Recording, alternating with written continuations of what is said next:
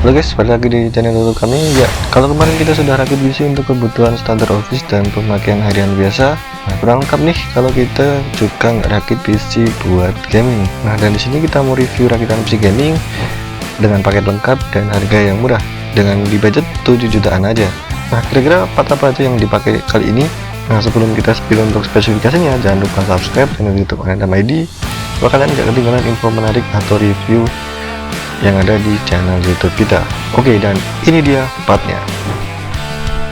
Oke, nah yang pertama di sini untuk prosesornya. Prosesornya kita menggunakan prosesor dari Intel Core i3 7100 dengan 2 core 4 thread yang punya speed up to 3,9 GHz dan punya TDP 55 watt. Kemudian yang kedua untuk motherboardnya kita menggunakan motherboard dari QWERTY yaitu QWERTY B365 dengan soket 1151.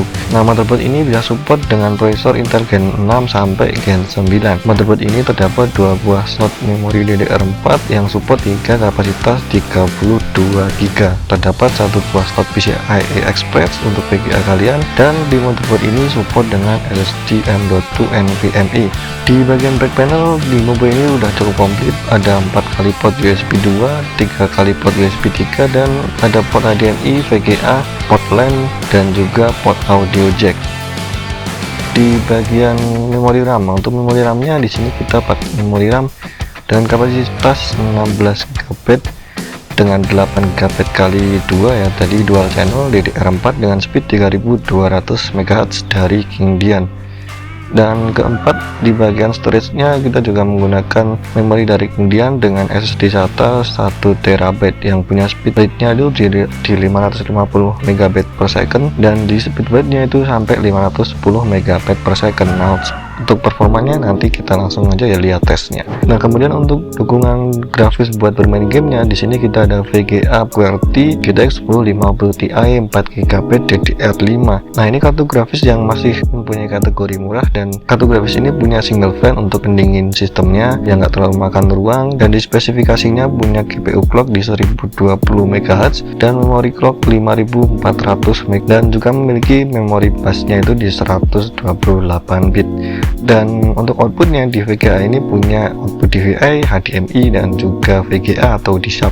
Kemudian untuk power supply di sini kita menggunakan power supply yang terpisah ya, berbeda dengan yang kemarin dengan PSU dari QWERTY juga, yang dimana PSU ini sudah bersertifikasi 80+ dengan power 500 watt yang punya konektor lengkap dan punya 120 mm low noise cooling fan. Dan untuk casingnya, nah di sini kita pakai case gaming dari QWERTY yang bentuknya cukup simple, yaitu dengan seri QWERTY Q13A10, dengan di bagian depannya itu mempunyai bahan dari mesh yang cukup bagus ya untuk sirkulasi udaranya. Itu juga di bagian atas itu juga ada sirkulasi udaranya, dan di bagian samping kirinya itu sudah menggunakan bahan tempered glass, dan di sini juga sudah dibekali dengan 3 buah ARGB fan di bagian depan dan 1 buah ARGB fan di bagian belakang yang, dan di sini case ini juga cukup luas ya karena bisa support untuk form factor ATX, micro ATX, dan mini ATX. Untuk di aksesorisnya di sini kita menggunakan keyboard mouse gaming yang kemarin sama dengan yang kita review sebelumnya yang punya banyak tombol multimedia. Mouse-nya juga udah cukup nyaman. Dan yang terakhir untuk di bagian monitor, nah di sini monitornya sudah menggunakan monitor 24 in dengan seri QWERTY QM240VH. Nah, monitor 24 in ini sudah menggunakan panel IPS, resolusinya udah Full HD dan punya refresh rate 75Hz dan respon time 3 ms untuk mendukung bermain game kalian. Untuk desainnya di monitor ini menggunakan bahan plastik dengan warna hitam glossy ya, yang cukup slim dan punya kaki monitor yang cukup menarik dengan desain huruf V. Dan itu tadi untuk spesifikasi dari paket PC gaming 7 jutaan kali ini. Dan untuk tes performanya seperti apa? Ini dia. Oke, dan di sini yang pertama kita akan tes benchmark dulu. Untuk tes benchmarknya di sini menggunakan Cinebench R15.